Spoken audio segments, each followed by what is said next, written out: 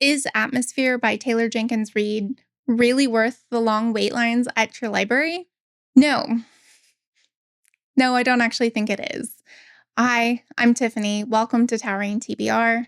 I have an unpopular opinion, and it is that Atmosphere is not worth reading. However, I do think there are a lot of people out there who are going to love it and give it 5 stars. I have seen lots of people do that. But I wanted to tell you what I liked about it and what I didn't like about it so that I can help you decide if it's worth getting in line for or purchasing or whatever you might be wanting to do. I will go into more details, but TLDR, basically, the book irritated me in ways that I did not want to continue the book. However, my husband changed my mind. He said that I obviously had strong feelings, so I should read it, finish it, and be able to talk about it. Strangely, after I gave it a chance, I was actually starting to enjoy it. There is actually quite a few things to enjoy about this book. However, I hated the ending and kind of felt like it was a whole waste of time for me. So it opens up with a scene in 1984. Vanessa and Griff are two US astronauts, and they are in the space shuttle in space about to deploy a satellite.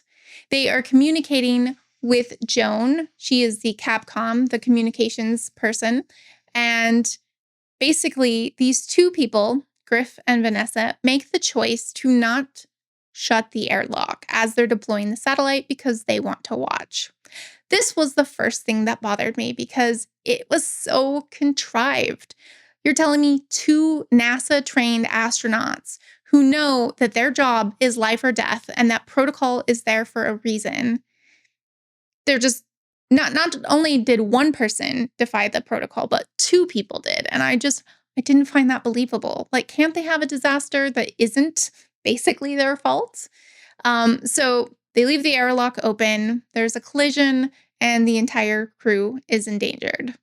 And we're kind of left on tenterhooks about what happened.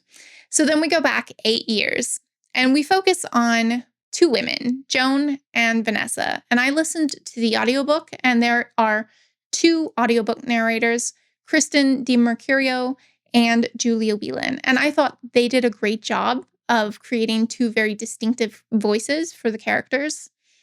So we go back 8 years before this disaster, and we follow Joan as she's this astronomy nerd, and she gets this opportunity to try out for NASA, and so she does.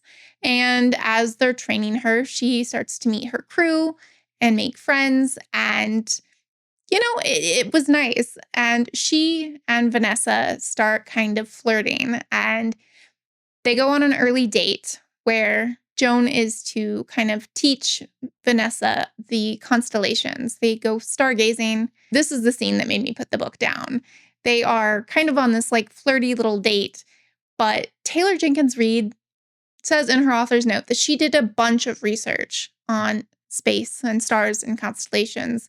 And it shows because she tries to cram in every single space fact she knows. And it is incredibly clunky. And I just was not having a good time at that point. And at that point, I was frustrated. Like, I've read 4 books by her before, and they've all been really good. They've all felt really easy to read.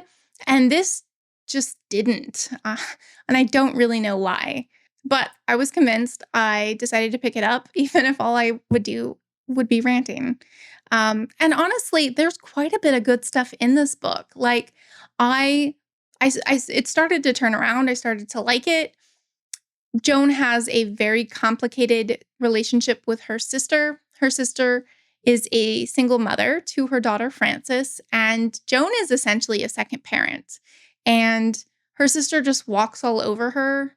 Her sister is incredibly entitled and doesn't always do what's best for her daughter. And Joan loves her niece and actively tries to be part of her life. So, of course, her niece prefers her over her mom, who makes it very clear she didn't want her kid. And as Joan and Vanessa start dating, Vanessa kind of helps Joan be a little bit more assertive and to try to do what's best for Frances, even if that means upsetting the mom.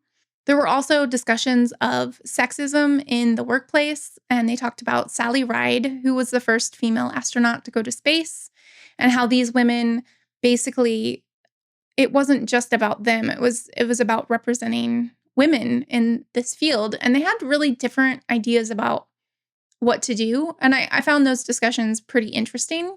I've mentioned that Vanessa, she's not really a space person, she wanted to be a pilot.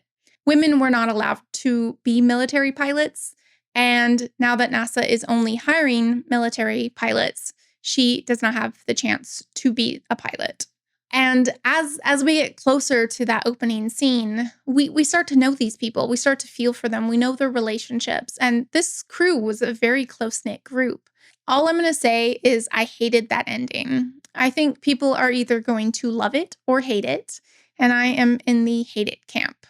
I cannot tell you why because of spoilery reasons. I don't think it's going to bother everybody, but I didn't like it, and unfortunately, this is my lowest rated Taylor Jenkins Reid, and I'm sad. I'm sad about that. So I'm giving it 2.5 stars. I think there was some merit, but ultimately not really worth my time. However, if those things don't bother you, or you just think I'm gonna enjoy it anyways, go for it. I'm definitely not in the camp that nobody should read this book. I hope that helps. I know that my opinion is unpopular and that there's just a bunch of glowing reviews out there. I'm curious, are you planning to pick it up?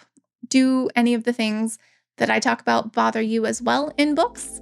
Let's have a chat down in the comments below. Thank you so much for joining me. Bye.